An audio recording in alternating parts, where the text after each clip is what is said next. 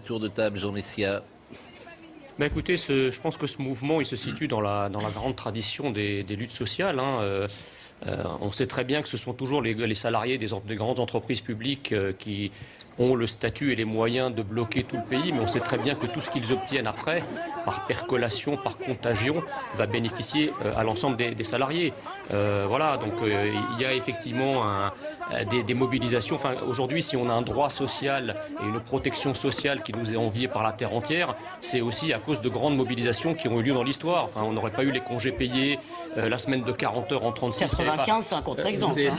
Si on n'avait pas... Oui, le Rassemblement national soutient cette grève, pour être clair ? Bien sûr, oui. on soutient cette grève parce qu'encore une fois, là, si vous voulez, Donc vous êtes contre le régime présenter ces manifs. Imaginez alors qu'on sera tout à fait. Mais imaginez, si vous voulez, que les gens qui manifestent ou qui font grève sont des privilégiés. Enfin, je ne sais pas, est-ce qu'autour de cette table, vous avez des enfants, des nièces, des neveux, des amis qui rêvent de faire cheminot à la SNCF ou qui rêvent de faire conducteur à la RATP? Dans les familles de cheminots, oui. Voilà. Moi, j'en connais pas. D'accord, mais je veux dire, si c'était des privilégiés, on assisterait à des lignes.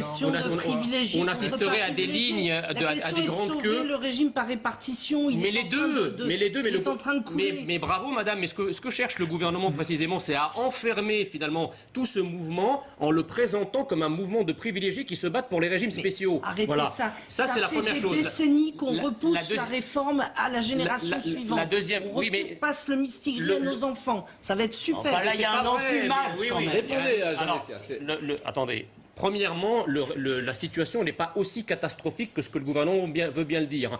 Vous savez très bien, je ne vais pas rentrer dans les détails, la CADES qui a été mise en place en 97 pour rembourser la dette sociale, cette dette va être remboursée en 2024. À partir de 2024, vous allez avoir 24 milliards qui vont rentrer, qui ne seront affectés à rien. Or, le Conseil d'orientation des retraites prévoit un déficit du régime général entre 7 et 12 milliards. Donc on est largement au-dessus. Bon, ça c'est sur le fond, mais je ne vais pas insister là-dessus. La deuxième chose, enfin, si on veut parler des régimes spéciaux, mais pourquoi ne parle-t-on pas du régime spécial du président de la République? Il y a de moins de cotisants, de plus en plus de pensionnaires, le ratio se dégrade. On fait comment? En tout cas, c'est pas en faisant venir les immigrés que vous allez y arriver. Ça, c'est sûr. Attendez, quand vous avez un taux de chômage de masse, madame, et que vous avez un taux de chômage des immigrés 3 fois plus élevé que la moyenne nationale, mettez au boulot d'abord les étrangers qui sont au chômage chez nous avant de vouloir en importer. Ce n'est pas ce que j'ai dit.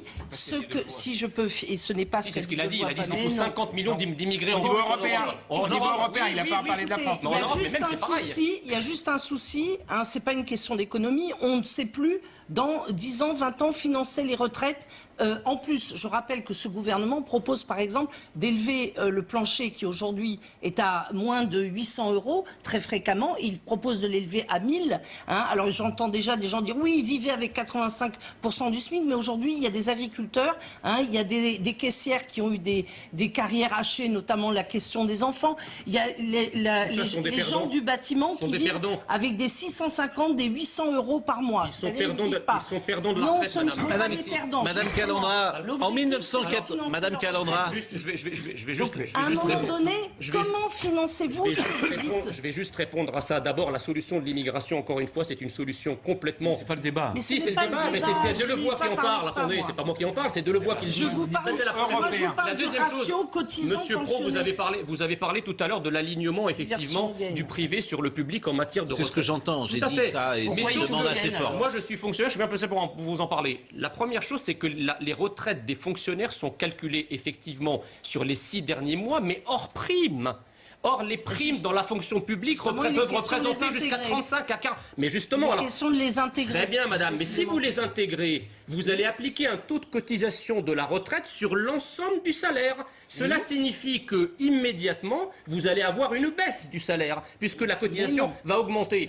Avec une incertitude plus que grande sur la pension de retraite que vous allez toucher. Donc je résume, vous allez calculer la retraite sur l'ensemble du salaire, prime comprise. Comme c'est un taux qui s'applique, au lieu qu'il s'applique au salaire de base, il va s'appliquer à la totalité du salaire, ce qui va occasionner une perte nette de pouvoir d'achat. C'est pour pour peuvent ça que se les mener. fonctionnaires, c'est pour ça que les fonctionnaires sont vent debout contre cette réforme. Mais vous C'est commentez parce que des ça textes qui ne sont pas sortis. Est-ce que Exactement, vous de pouvez quoi attendre vous la parlez, vous n'avez négociation pas le texte de la réforme. enfin, on fait tout C'est ça. incroyable. Mais c'est incroyable. On le C'est sait. tout ça, Gérard. Alors attendez, alors Mais c'est- oui, mais justement. Mais alors vous c'était- attendez quoi? Vous c'est- attendez que le gouvernement c'est prenne la pour réforme ça pour que j'ai commencer à la dit commenter qu'il y avait une erreur de méthode du et la gouvernement de ne négociation pas avoir publié plus tôt le texte de la réforme. Mais vous pouvez pas dire une chose et sans. Mais on en connaît les grandes lignes, Gérard. Attendez, ne faites pas semblant. Ne faites pas semblant. S'il vous plaît, on va marquer une pause, mais Jacques Séguéla doit partir. Donc c'est Jacques qui va conclure cette partie et je vous demande de ne pas l'interrompre. Jacques, la parole est à vous. Le problème de fond est que si nous ne changeons pas de mode de retraite, nos enfants et nos petits-enfants n'auront pas de retraite. C'est aussi simple que ça. mais non. Parce que Bien plus sûr le que si. monde... Mais non. Laisse-moi finir. Plus le monde va avancer, plus les retraités de demain seront plus nombreux, plus vieux et peut-être moins riches. Et donc si on n'a pas une réforme, que ce soit cela, peu importe, si on ne se met pas tous autour de la table pour arriver à ça, ce sont nos gosses qui n'auront pas de Mais retraite. monsieur Et moi, je ne veux pas de ce monde-là. Monsieur Séguéla, le problème de cette réforme, vous c'est avez que pas entendu ce que c'est j'ai une dit réforme comptable d'apothicaire. Mais non, Gouverner, mais c'est des mots, prévoir. tu ne la connais pas, la mais réforme. si. Tu ne la connais pas, elle n'a pas encore été sur la table. Les jugulaires. On ne parle pas de ce que l'on ne connaît pas. C'est la règle même de la Alors communication. pourquoi vous en avez parlé? Les jugulaires de la réforme des retraites, c'est deux choses. C'est un, le redressement productif, parce que l'économie doit créer de l'emploi et c'est la richesse produite par l'économie qui nous permet de financer le modèle social auquel les Français sont attachés. Et deuxièmement, la politique nataliste. Bla, Si bla, vous bla, ne, bla, bla, si bla, vous ne bla, vous bla. attaquez pas à ces deux choses-là, dans 5 ans, vous aurez encore à faire une réforme comme c'est le cas depuis 40 ans. Jean Parce que ce ne Messia. sont que des réformes Justement. comptables. Parce que on Vous n'avez sait- pas le texte Alors, de la réforme. enfin, on fait tout C'est ça. incroyable. Mais c'est incroyable. On le C'est sait. tout ça, Gérard. Alors attendez, alors Mais c'est- oui, mais justement. Mais alors vous attendez quoi? Vous attendez que le gouvernement c'est prenne la pour réforme ça pour que j'ai commencer à la dit qu'il y commenter? avait une erreur de méthode du et la gouvernement de ne négociation. pas avoir publié plus tôt le texte de la réforme. Mais vous pouvez pas dire une chose et sans. Mais on en connaît les grandes lignes, Gérard. Attendez, Ne faites pas semblant. Ne faites pas semblant. S'il vous plaît, on va marquer une pause, mais Jacques Séguéla doit partir. Donc c'est Jacques qui va conclure cette partie et je vous demande de ne pas l'interrompre. Jacques, la parole est à vous. Le problème de fond est que si nous ne changeons pas de mode de retraite, nos enfants et nos petits-enfants n'auront pas de retraite. C'est aussi simple que Non, ça. mais non. Parce que Bien plus sûr le que si. monde... Mais non. Laisse-moi finir. Plus le monde va avancer, plus les retraités de demain seront plus nombreux, plus vieux et peut-être moins riches. Et donc si on n'a pas une réforme, que ce soit cela, peu importe, si on ne se met pas tous autour de la table pour arriver à ça, ce sont nos gosses qui n'auront pas de Mais retraite. monsieur Et moi, je ne veux pas de ce monde-là. Monsieur Séguéla, le problème de cette réforme, vous c'est avez que pas entendu ce que c'est j'ai une dit réforme comptable d'apothicaire. Mais non, Gouverner, mais c'est des mots, prévoir. tu ne la connais pas, la mais réforme. si. Tu ne la connais pas, elle n'a pas encore été sur la table. Les jugulaires. On ne parle pas de ce que l'on ne connaît pas. C'est la règle même de la Alors communication. pourquoi vous en avez parlé? Les jugulaires de la réforme des retraites, c'est deux choses. C'est un, le redressement productif, parce que l'économie doit créer de l'emploi et c'est la richesse produite par l'économie qui nous permet de financer le modèle social auquel les Français sont attachés. Et deuxièmement, la politique nataliste. Bla, Si bla, vous bla, bla, bla, si bla, vous ne bla, vous bla. attaquez pas à ces deux choses-là, dans 5 ans, vous aurez encore à faire une réforme comme c'est le cas depuis 40 ans. Jean Parce que ce Messia. ne sont que des réformes Justement. comptables. Vraiment, déjà, on peut pas. Enfin, le gouvernement a martelé pendant des mois, enfin des semaines, qu'il n'y aurait pas de perdants. Et maintenant, on découvre qu'il dit voilà, il y aura des perdants, mais on va les compenser. ça, c'est juste. Donc il y a une espèce d'aporie communicationnelle qui consiste à dire la chose et son contraire. Bon, ça, c'est la première chose. La deuxième chose, c'est que si effectivement le gouvernement prend acte qu'il y a des perdants de la retraite et qu'il veut compenser les pertes de pension par une hausse immédiate des salaires, qui seront prises en compte pour le calcul des pensions. Eh ben, ça veut dire quoi? Comment il va les financer ces Bah, ils augmentations? vont essayer de Ça va être récupérer. une bombe budgétaire immédiate pour un résultat hypothétique qui va arriver dans 30, 40 ans, enfin le temps que les gens partent à la retraite. Donc, or, déjà, la situation financière et budgétaire de la France est déjà passablement dégradée de la part d'un président qui avait été présenté comme un grand compétent, un grand sérieux budgétaire, c'est quand même le comble. Non, mais c'est important. Ça, c'est la première Frédéric chose. La Durand. deuxième chose, s'agissant des femmes, La prise en compte des pensions pour les femmes n'est jamais que le reflet de la carrière. C'est pas la retraite elle-même. Et il se trouve effectivement qu'une femme, en raison du fait qu'elle est enceinte, etc., il y a effectivement une carrière qui ne se déroule pas de manière aussi linéaire que celle d'un homme dans la plupart des cas. Et dans le système actuel, dans le système actuel, il y avait eu effectivement une certaine prise en compte de ce particularisme, entre guillemets, pour faire en sorte que les femmes soient compensées. Ce particularisme disparaissant, on ne sait pas ce que ça va devenir. Et ce qui est inquiétant, c'est que d'un côté, la réforme, ça va être une loi. Or, les augmentations prévues de salaire, les prises en compte des particularités de la pénibilité, ce ne sont que des engagements. Donc d'un côté, vous avez une certitude de modification, et de l'autre côté, il y a des engagements dont on sait en politique qu'ils n'engagent que ceux qui les entendent. Imaginez qu'elle aurait été blanche et qu'elle aurait dit la même chose avec les adjectifs blanc, blanche, etc. Tout le monde aurait sauté au plafond. Là, ça passe. Vous oubliez quand même que c'est en Afrique du Sud et qu'il y a quelques années, elle n'aurait même pas pu être candidate à Miss Afrique du Sud. Donc ce qui prouve qu'il y a quand même des choses qui ont évolué dans le bon sens. C'est suffisamment rare pour qu'on le souligne. Oui, mais quand elle dit que les femmes noires n'ont jamais été considérées comme belles. Non, c'est pas vrai.